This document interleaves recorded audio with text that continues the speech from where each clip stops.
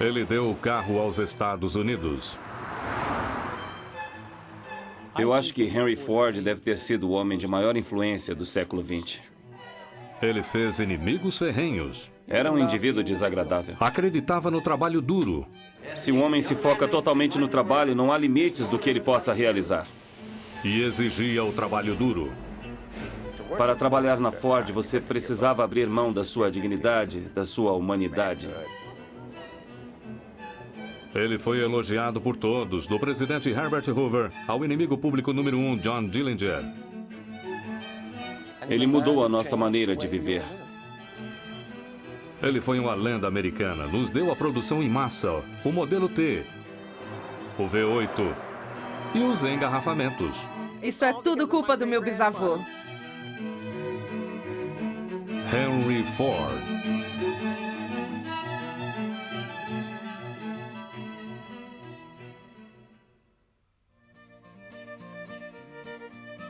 Henry Ford, o homem que trouxe o automóvel e a produção em massa para os Estados Unidos, nasceu enquanto a Guerra Civil ainda ocorria. Em 30 de julho de 1863, William e Mary Ford, os donos de uma das melhores fazendas de Dearborn, no Michigan, receberam seu primeiro filho sobrevivente, um garoto, Henry. Henry Ford não gostava da vida dura da fazenda na qual ele tinha nascido, mas pelo menos a escola de apenas uma sala lhe oferecia refúgio das longas horas de trabalho entediante.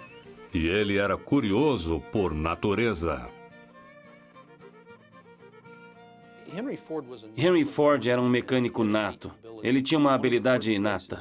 Uma das primeiras vezes em que ele pôde aperfeiçoar essa habilidade foi quando ganhou um relógio no seu aniversário de 13 anos. Como muitos garotos que querem entender o funcionamento das máquinas, ele desmontou o relógio. Mas, diferentemente da maioria dos garotos, ele conseguiu consertá-lo de novo. Mas em 1876, o mundo de Henry Ford desmoronou. A sua amada mãe Mary morreu durante um parto. Henry tinha 12 anos. A perda o devastou. Henry tinha uma história sobre a primeira vez que viu um veículo funcionando. Aconteceu logo após a morte de sua mãe. E os psicólogos questionam se isso não teve algum tipo de efeito. Se os dois acontecimentos não estariam ligados. Ele estava caminhando com seu pai quando viu um daqueles tratores de fazenda que usamos até hoje.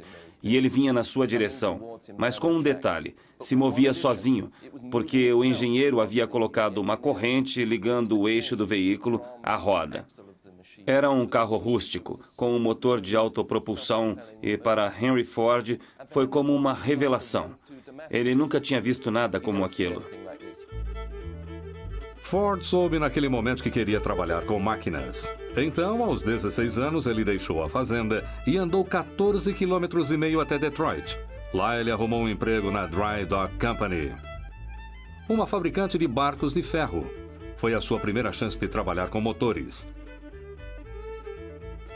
A educação prática de Ford havia começado. Após trabalhar como aprendiz por 3 anos, Henry Ford decidiu que já havia aprendido tudo o que podia na Dry Dock e voltou para a fazenda de sua família. Mas ele não deixou a sua paixão por máquinas na cidade grande. Ele foi contratado pela Westinghouse Company para demonstrar e reparar máquinas pelo sul de Michigan. Durante esse período, Henry conheceu uma amiga de sua irmã Mary. O seu nome era Clara Bryant. E ele sabia que ela era a pessoa certa para ele. Clara resistiu no começo, mas ela finalmente cedeu. Em um dia de primavera, em 1888, usando o vestido de noiva que ela mesma confeccionou, Clara Jane Bryant se casou com Henry Ford. Ford construiu esta casa para sua jovem esposa e tentou se adaptar à vida na fazenda. Mas a vida de fazendeiro não satisfazia a ambição de Ford. A era industrial começava a ser aceita nas cidades, e Ford queria fazer parte daquela excitação.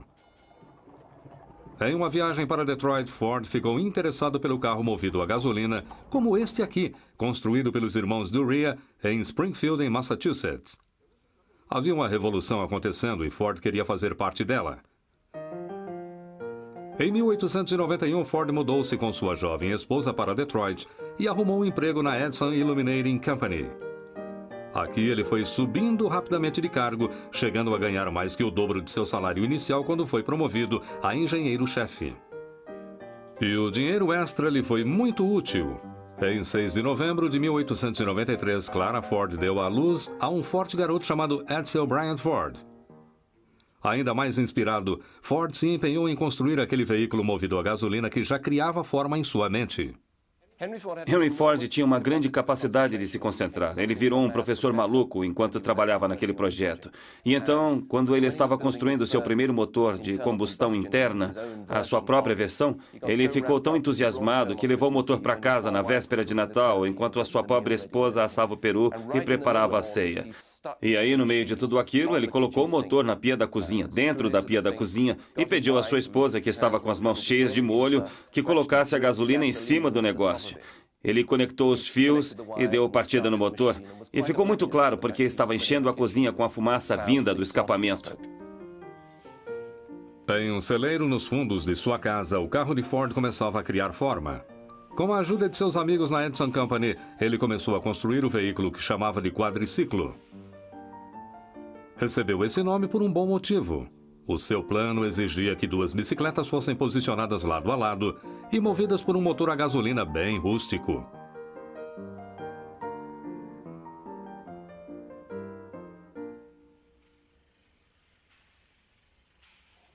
Na noite do dia 4 de junho de 1896, ele estava pronto para ser testado. Apesar de uma pequena falha mecânica, a corrida foi um sucesso. Henry Ford havia produzido seu primeiro carro. Só depois de 3 anos, Ford levou um investidor local para dar uma volta em Detroit. Antes mesmo de a corrida terminar, já tinham fechado o negócio. A Detroit Automobile Company abriu tendo Ford como seu mecânico superintendente. Mas a aventura só durou 1 ano. Ford podia fazer um carro funcionar, mas ainda não tinha a capacidade de produzir carros suficientes para fazer uma empresa funcionar. Mas Ford não se deixou abater. Ele partiu para outro plano: construir um carro de corrida. Ford via na corrida uma forma de espalhar a notícia sobre seus carros e sobre os nomes dos seus carros. Essa foi uma das razões que fizeram ele e os investidores da sua segunda empresa se separarem de vez, porque estavam cansados de vê-lo correr. Queriam que ele dedicasse mais tempo à produção dos carros.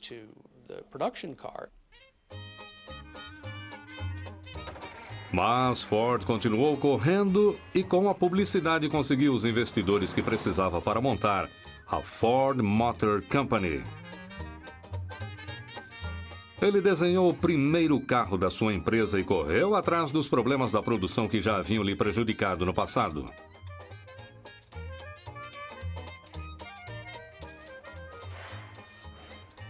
Ele montou a fábrica, contratou os homens, inventou um carro e esperou.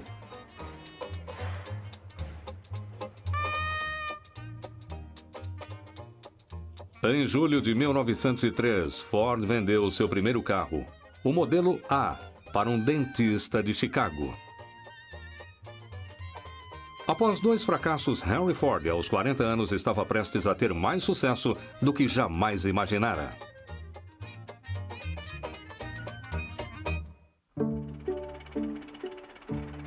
Até 1904, mais de 500 modelos A haviam sido vendidos. Henry Ford, aqui com seu filho Edsel, comemorou o seu sucesso comprando seu primeiro terno.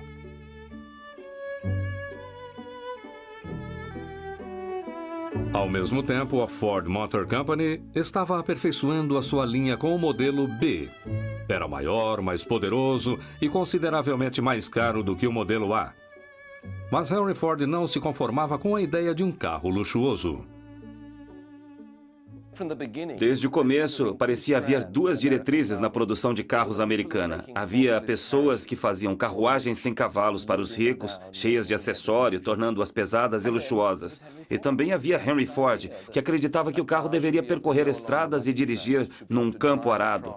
Num fazendeiro deveria usá-lo e deveria poder tirar a sua roda e consertá-lo com uma corrente e cortar algumas árvores ou descascar milho. Esse era o seu interesse desde o começo. Henry Ford trouxe essa visão para a fábrica e foi ajustando-a até chegar ao automóvel ideal, o modelo T.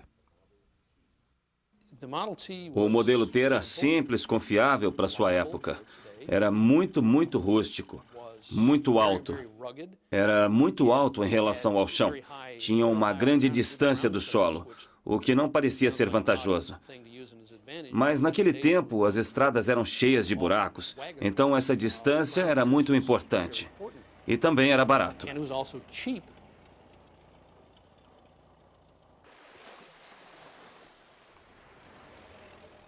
O modelo T foi um enorme sucesso.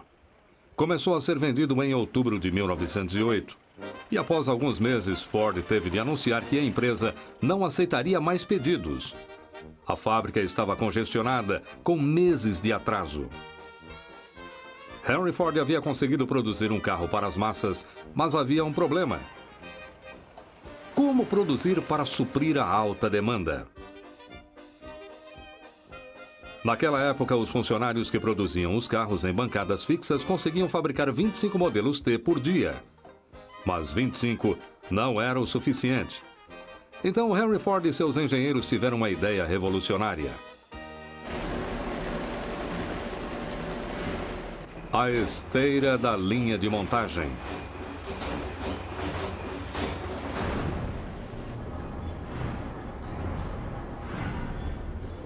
Agosto de 1913, um chassi era colocado na esteira do Highland Park da Ford. Ele passou por uma fila de homens e componentes muito bem posicionados. No auge de sua eficiência, o antigo sistema liberava um T pronto em 12 horas e meia. Com os chassis nas esteiras, esse tempo caiu para menos da metade. Dentro de um ano, levava-se apenas 93 minutos para se produzir um carro. Com a produção cada vez mais eficiente, Ford conseguiu reduzir o preço do carro em centenas de dólares. E a redução de custos permitiu que Ford alcançasse o que ele dizia serem seus dois principais objetivos: levar o prazer do automóvel ao maior número de pessoas possível e oferecer mais vagas de empregos bem remunerados aos seus funcionários. Mas havia um fator nessa equação que ele não havia considerado. A produção em massa era um trabalho entediante. O funcionário só precisava realizar uma operação quando a peça passava pela sua estação, uma vez após a outra, hora após hora, dia após dia. E a repetição sem fim teve seu custo. Para trabalhar na Ford naquela época, você precisava abrir mão da sua dignidade, da sua humanidade e do seu próprio sentido. Você não tinha controle sobre aquelas coisas. Estava à mercê da Ford Motor Company. Se você trabalhava naquela linha, você suava. Ficava muito cansado mesmo. Era como um escravo daquela linha. E quando se deitava de noite, sonhava com o trabalho. Você trabalhava a noite inteira nos seus sonhos. A taxa de rodízio era tão grande que a empresa tinha que contratar cerca de 1.000 homens para cada 100 vagas que quisessem preencher. E contratar e treinar homens custava caro. Algo precisava ser feito. Mais uma vez, Ford encontrou uma resposta. O R$10 por dia. Henry Ford pagava aos seus funcionários mais do que o dobro do salário normal. Virou notícia de primeira página por todo o país. Os funcionários lotavam os portões da Ford Motor Company. O R$10 por dia foi ótimo para os negócios, mas Ford também tentava ingenuamente melhorar a vida dos seus funcionários.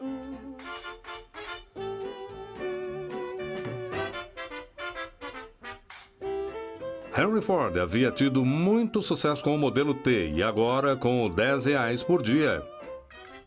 Com a força de sua aprovação pública, Ford começou a achar que deveria tratar de outros assuntos. E com a Europa explodindo em guerra, ele tentou se envolver na política internacional. Uma jovem repórter enviada para entrevistar Ford voltou alegando que o fabricante de carros havia dito que daria tudo o que tinha para acabar com a guerra. Quando a notícia se espalhou, uma conhecida pacifista se aproximou de Henry Ford. ela encontrou nele um bom ouvinte. Ford concordou com o encontro naquele mesmo final de semana em Nova York. Lá, o seu nome foi adicionado à delegação que faria uma petição aos governos em guerra. Não eram o tipo de pessoas com quem ele normalmente se envolveria, mas eles o bajulavam. A solução era simples: pegar um navio, ir para a Europa e parar a guerra. Henry Ford conseguiu criar o modelo T porque não poderia acabar com a guerra mundial. Era uma demonstração do seu idealismo e agora da sua arrogância. A delegação pacifista estava longe de estar unida pela causa. Como eles discutiam e faziam fofocas, a imprensa a bordo tinha prazer em enviar detalhes disso para os Estados Unidos. Quando aportaram na Noruega, Ford já estava muito desanimado. Ele voltou para os Estados Unidos poucos dias após a sua chegada. Mas em casa, Ford foi visto mais uma vez como um herói do povo, um Dom Quixote dos dias atuais. Talvez tenha sido bobagem achar que ele poderia terminar com a guerra, mas até mesmo seus críticos concordaram que, ao menos, ele havia tentado. Quando os Estados Unidos entraram na guerra, Ford ficou do lado do seu país. Com os jovens americanos saindo do país, Ford abriu sua empresa para o governo. O governo, e neste caso também o país, viram que Ford era capaz de produzir milagres. O modelo T serviu como ambulâncias e carros para funcionários. E com o desembarque dos aliados no Atlântico Norte sendo atormentado pelos submarinos alemães, a Marinha recorreu a Ford para construir o Eagle Boat, um caça-submarino. Mas no dia do armistício, apenas alguns haviam sido entregues. Com o término da guerra, Ford pôde se concentrar em outros assuntos. E havia um assunto que ele considerava particularmente irritante. Era a questão de quem realmente controlava a Ford Motor Company. Eu acho que as coisas realmente começaram a mudar para Henry Ford em 1919, quando ele comprou todos os seus acionistas. Cada vez mais ele sentia que eles interferiam na maneira como ele queria gerenciar a empresa. Então, ao lado de sua esposa e de Edsel, ele se tornou o único dono da Ford Motor Company. Daquele ponto em diante, ele era o acionista majoritário. Ele estava no poder da ditadura da Ford Motor Company. Ele não precisava responder a ninguém. E eu vejo isso agora como um exemplo clássico de corrupção, de poder absoluto. E o que Henry Ford planejava fazer com esse poder era algo muito maior do que ele já fizera até então.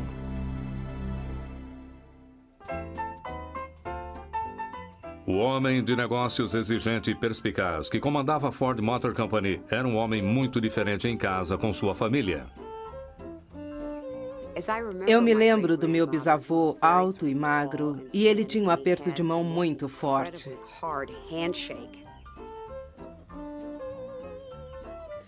E eu me lembro disso, porque sempre que eu ia visitá-lo, ele primeiro apertava minha mão e depois me dava um beijo. E eu sempre pensava, meu Deus, ele quebrou minha mão.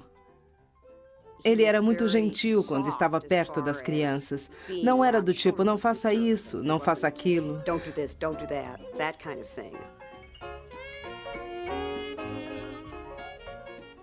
Acho que ele gostava quando íamos lá para brincar. Henry Ford era um sonhador. Depois de comprar todas as ações, ele estava livre para levar a Ford Motor Company para onde a sua imaginação lhe mandasse. E isso, geralmente, ficava longe da fabricação de carros. Ele também criou o trator Fordson. Ele tentou levar a aviação para a garagem de todos com um avião de um passageiro e baixo custo. Henry Ford operou a primeira rota de correio aéreo e o primeiro agendamento de horário de voo, aqui exibido pelas crianças do programa Our Gang. Ele construiu e fundou muitas escolas experimentais. E no Instituto Edison, em Greenfield Village, a cidade americana reformada que abriga o Museu de Ford, ele fez um tributo ao espírito da inovação, em honra de seu grande amigo, Thomas Edison. Mas o maior sonho de Henry Ford era o Rouge. Uma fábrica que sozinha já era uma máquina gigante. Ele construiu aquela fábrica às margens do rio Rouge em Dearborn, no Michigan. E naquela época era o maior complexo industrial da Terra.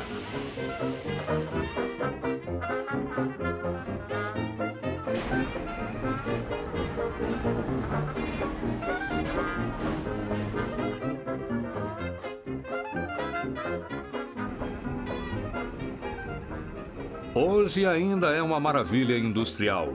O último tributo ao poder dos sonhos de Henry Ford e de sua incrível determinação. Ao mesmo tempo em que as primeiras fornalhas entravam em ação em Rouge, Henry Ford mais uma vez ofereceu ao mundo o seu pensamento. Mas dessa vez o seu pensamento estava maculado de antissemitismo. O antissemitismo era muito comum nas comunidades rurais do meio-oeste durante o último século.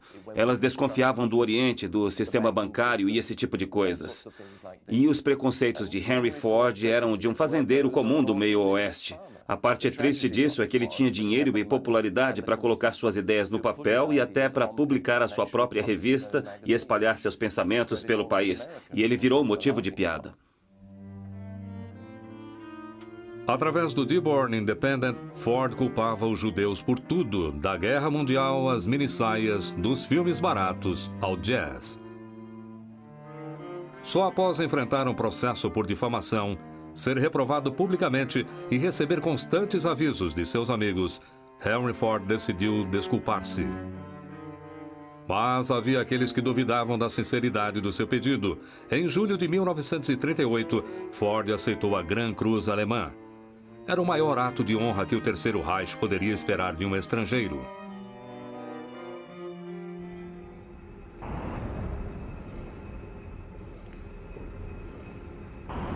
Nos anos 1920, os funcionários do Rouge continuavam a produzir centenas de milhares de modelos T. Mas Henry Ford começou a se sentir atrasado no tempo. Ele gostava do seu antigo país. Ele não se sentia à vontade no mundo moderno que ele havia ajudado a criar. Seu filho Edsel, agora como segundo comandante da Ford, era de outra geração. Ele gostava de jazz, da arte contemporânea e às vezes de uma bebida. Mas Henry Ford detestava bebidas alcoólicas. Ele gostava de observar os pássaros e das antigas danças do seu país. Nesta filmagem rara, Ford demonstra até onde iria para defender as antigas tradições, escolhendo um executivo da Ford como companheiro de dança. Enquanto Henry Ford dançava, o mercado mudava. De uma maneira que ele nunca poderia entender. Pela primeira vez em quase 2 décadas, o Tin Lizzie da Ford encontrou um sério concorrente. O carro que realmente venceu o modelo T foi o Chevrolet. A General Motors já havia entendido o que Edsel Ford já havia considerado. Assim que a necessidade por carros fosse suprida, era preciso encontrar uma forma de convencer as pessoas a comprarem carros novos, mesmo que não precisassem de um, mesmo que o seu carro atual não estivesse com problemas. Uma das maneiras de se fazer isso era mudar a aparência dos carros anualmente, fazer com que o carro fosse mais agradável. Em maio de 1927, a era do modelo T chegou ao fim. O sucesso da Chevrolet mostrou que o público queria estilo, não apenas utilidade. Com isso, o Tin Lizzie estava muito ultrapassado e foi removido para uma campanha de reciclagem. Durante anos, a Ford Motor Company se dedicou a um único propósito: fabricar modelos T. Mas o mercado pedia por algo diferente. Foi Edsel quem convenceu o pai, Henry Ford, dizendo: precisamos lançar o modelo A, pai, porque o T é um carro perfeito, mas já o fabricamos há 20 anos e não fizemos nenhuma alteração. E a alteração era tudo que a Ford precisava, mas teve o seu preço. Milhares de funcionários da Ford foram demitidos. Eles esperavam em suas casas por 6 meses enquanto Henry Ford pensava em uma maneira de voltar para o mercado. Aos 64 anos, ele começava do zero. Mas ele estava disposto a enfrentar o desafio com o lançamento de um novo modelo A. A Ford Motor Company voltou à vida rugindo. O modelo A era um automóvel excelente. Não foi tão revolucionário quanto o modelo T, não era um carro que impressionava pelo seu design, mas estava de acordo com a época. Era um carro moderno. O modelo A foi um triunfo para a parceria de Henry e Edson Ford. Com o passar dos anos, o seu relacionamento havia desmoronado. Henry queria que seu filho fosse mais rígido, mais assertivo. Ele achou que através da má publicidade das escolhas de seu filho e de suas discussões a todo momento, forçaria Edsel a revidar. Eu acho que ele era uma pessoa mais fraca. Ele não tinha força. Eu acho que Henry Ford era muito mais durão. Edsel era só um cara muito legal. E caras legais nem sempre conseguem ir muito longe. Mas com o sucesso do modelo A, Henry e Edsel caminhavam na mesma direção. Provavelmente foi o único automóvel em que ambos colaboraram bastante. Henry lidava mais com os detalhes mecânicos do carro. Edsel lidava com a aparência do carro. Se eles tivessem colaborado assim antes, e se tivessem mantido isso, Ford não teria perdido a liderança para a General Motors. Em outubro de 1929, notícias chocantes chegaram de Wall Street. O mercado de ações havia falido. Milhares ficaram sem emprego.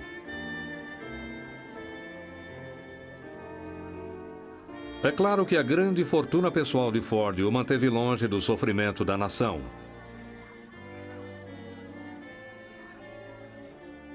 Normalmente falar em público aterrorizava Ford. Mas aqui ele se uniu aos seus amigos Thomas Edison e Harvey Firestone em uma apresentação de rádio histórica oferecendo a sua visão da depressão.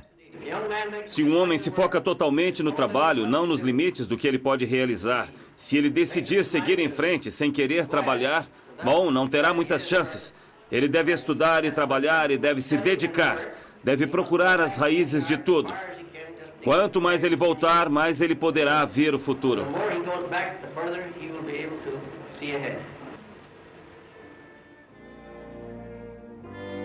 Apesar de Henry Ford estar afastado do sofrimento do povo, até ele encontraria a depressão batendo à sua porta.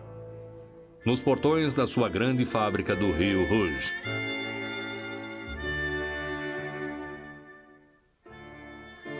A depressão devastou a mão de obra americana. Para muitos não havia trabalho, dinheiro ou esperança. A Ford Motor Company estava em melhores condições que a maioria. A empresa se manteve funcionando pelos 2 primeiros anos com a forte venda do modelo A. Henry Ford lutou sozinho contra a depressão ao aumentar o salário dos seus funcionários e reduzir o preço dos seus automóveis. Mas não conseguiu fazer isso por muito tempo. Em 1931, a depressão atingiu a Ford. Após 3 anos no mercado, as vendas do modelo A caíram drasticamente. O novo motor de 6 cilindros da Plymouth, da Chevrolet, atingiu a parte do mercado da Ford. Mais uma vez, Ford foi obrigado a paralisar a sua produção e mandar seus funcionários para casa. Aqueles que ficaram tiveram seus salários cortados. A frustração tomou conta. Em um dia muito frio, uma multidão se uniu para marchar até a fábrica Rouge e confrontar Henry Ford com a demanda de mais empregos. A polícia havia cercado os limites da cidade de Dearborn, mas a multidão ignorou as ordens de dispersão. A polícia atacou. Um motim de grande escala se fez.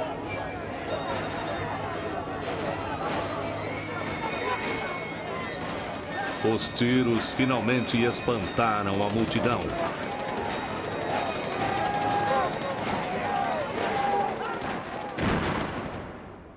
Como resultado da luta, 4 jovens trabalhadores morreram. Um quinto morreu alguns dias depois.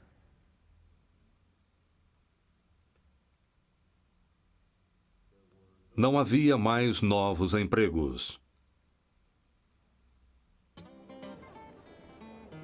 O que finalmente trouxe os trabalhadores de volta a Rouge foi mais uma das inspirações de Ford, o Ford V8.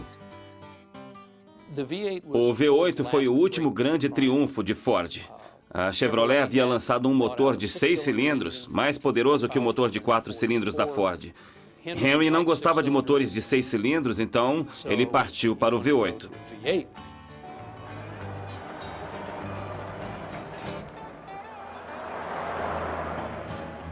O Ford V8, como um Roadster, poderia chegar a 130 km por hora. Se você tirasse a capota, iria mais rápido. Foram feitos tributos em toda a parte pelo retorno de Ford à genialidade. A sua correspondência de fãs guardava algumas surpresas. John Dillinger, o inimigo público número 1, escreveu a Henry Ford: "Olá, velho amigo. Você tem um ótimo carro. Estou louco para dirigir um. O slogan deveria ser: dirija um Ford e veja os outros caírem atrás de você. Eu faria qualquer carro comer a poeira do Ford." E Clyde Barrow, de Bonnie e Clyde, também quis cumprimentar Ford. "Mesmo que o meu trabalho não seja exatamente legal", ele escreveu, "não fará mal algum lhe dizer que ótimo carro você tem com o V8. Com o sucesso do V8, Ford encontrou tempo para voltar a sua atenção à campanha de reeleição de Herbert Hoover de 1932. Ford ainda se sentia intimidado a falar em público, mas disse essas palavras: "Eu apoio o melhor homem para o cargo. Herbert Hoover deveria permanecer nesse cargo. E acho que vai conseguir. Ele enfrentou o inimigo por 3 anos. Ele conhece todas as táticas das forças de destruição. Por que trazer um novo recruta e aposentar um verdadeiro líder? Eu o vejo como um homem de coração, muito honesto e ótimo trabalhador."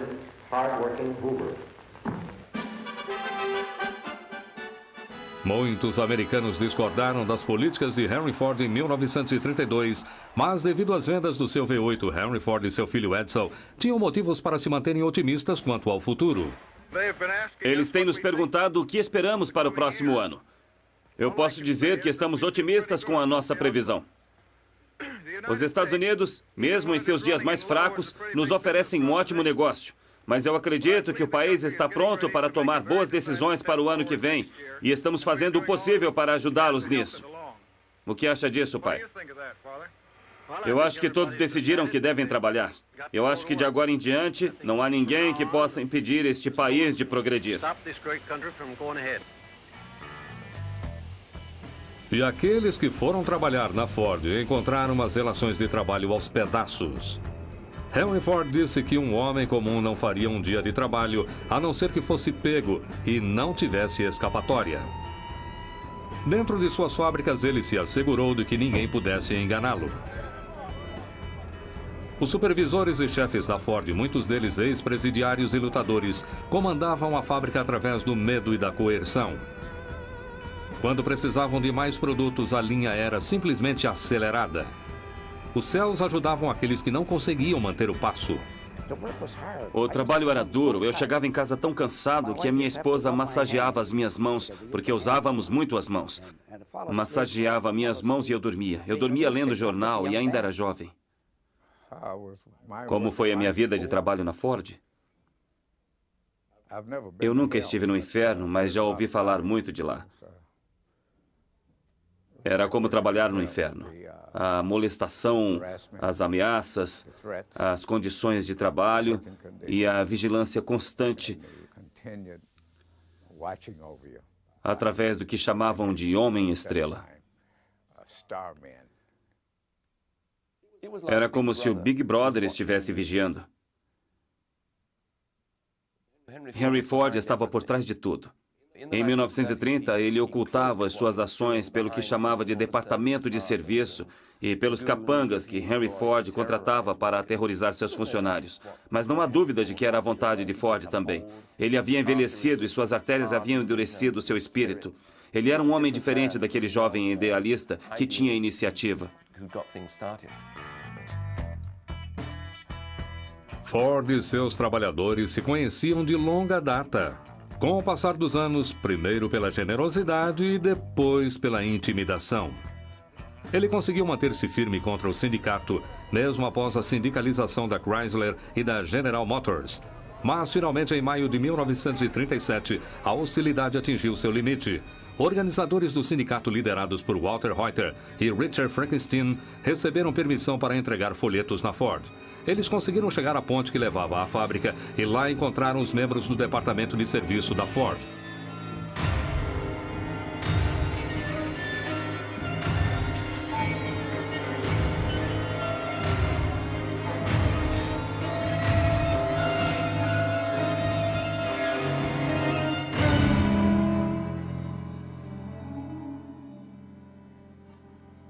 A briga nos portões da Ford feriu os líderes do sindicato e não lhes trouxe nenhum resultado. Foram precisos mais 4 anos de acertos para terem algum resultado.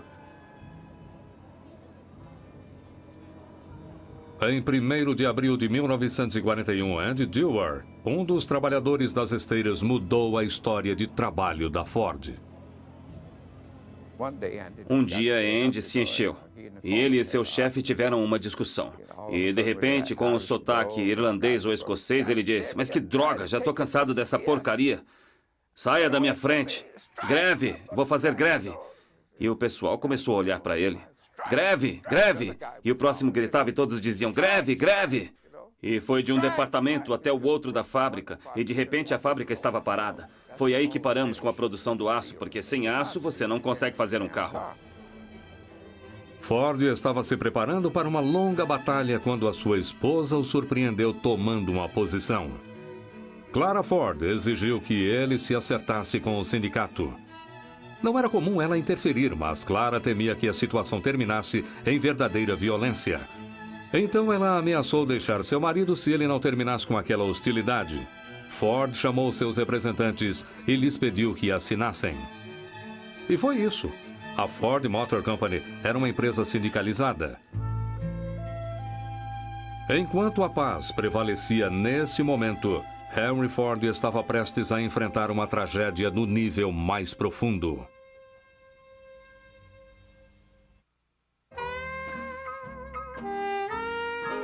Edsel Ford fora presidente da Ford Motor Company desde os 25 anos, mas nunca houve dúvidas de quem realmente comandava o show. Henry Ford era um engenheiro devoto. E Edsel era um homem completamente diferente. Edsel era um verdadeiro cavalheiro. Era um homem que fazia doações de arte para Detroit. Era um designer. Era um pensador moderno. Era o tipo de homem com quem o seu pai, Henry Ford, tinha dificuldades em lidar, porque tinham personalidades opostas.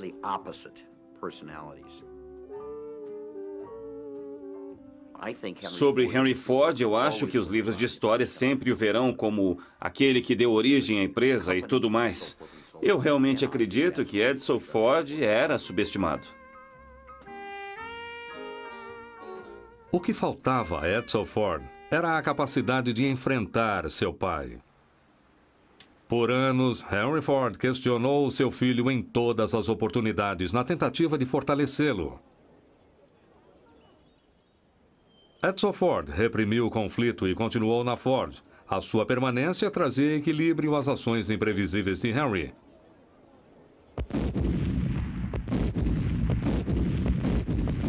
Quando a Segunda Guerra Mundial começou, os aliados sofreram uma derrota após outra. E o país naturalmente esperou pela ajuda da indústria. Esperavam que todos participassem. Pediram a Ford que fabricasse jipes para carregar as tropas, caminhões, tanques e mais. Mas o projeto mais importante da empresa era o B-24 Liberator, um bombardeiro. Com Henry Ford com quase 80 anos e ainda não totalmente recuperado de um derrame em 1941, Edsel se sobrecarregou e ele próprio acabou tendo problemas médicos. Ainda assim, os representantes da empresa estavam otimistas o bastante para prever que um B-24 seria fabricado a cada hora. Mas no final de 1942, apenas 56 aviões haviam sido construídos, bem diferente da previsão. Em maio de 1943, Edsel Ford morreu. Um número de doenças contribuiu para a sua morte. Câncer no estômago, no fígado e, por último, e ironicamente, muita febre, por ter bebido leite não pasteurizado da fazenda de seu pai. Dizem que Henry Ford nunca mais foi o mesmo após a morte do seu filho. Mas aos 80 anos, contrariando a sua visível falta de capacidade, ele mais uma vez tomou as rédeas da Ford Motor Company. As notícias preocuparam Washington. Como a terceira maior contratante de defesa, a Ford tinha uma grande influência na guerra. Com a produção em crise, chegaram a pensar em trazer gerentes estrangeiros ou em nacionalizar a fábrica. Em agosto de 1943, a Marinha enviou Henry Ford II, de 26 anos, de volta para Dearborn e para a Ford Motor Company. Talvez o neto de Henry Ford trouxesse ordem ao caos que a Ford havia se tornado. Um dos executivos da Ford, depois da Segunda Guerra Mundial, Jack Davis, disse que a empresa não estava morrendo, ela já estava morta e rígida. Durante meses, Clara Ford tentou convencer o marido a deixar a liderança para o seu neto. Mas Ford não cedeu. Finalmente, a viúva de Edsel, Eleanor, enfrentou seu sogro. Ela ameaçou vender a sua considerável participação na Ford se o seu filho não fosse nomeado presidente imediatamente. E o velho homem cedeu. Em setembro de 1945, a coroa foi entregue a Henry Ford II.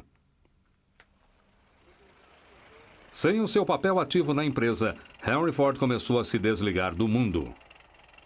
Ele ficou algum tempo em Greenfield Village e foi afastado das funções da empresa.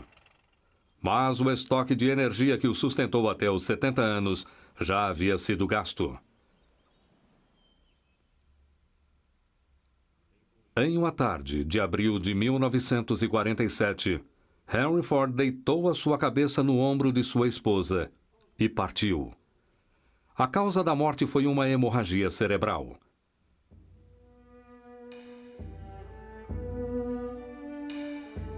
Ele tinha 83 anos. 10 mil pessoas fizeram fila para ver o corpo de Henry Ford em seu velório.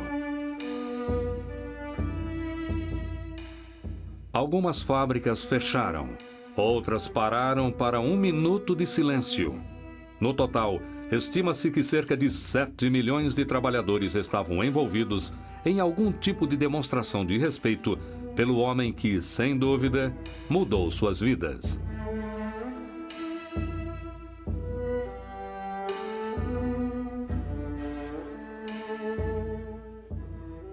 E em Detroit, pediram aos motoristas que parassem no momento em que o corpo do criador do automóvel era enterrado.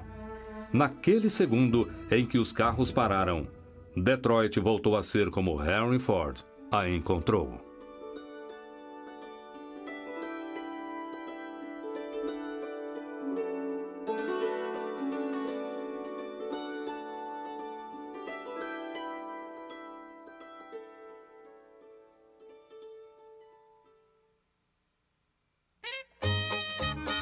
Distribuição Logon Editora.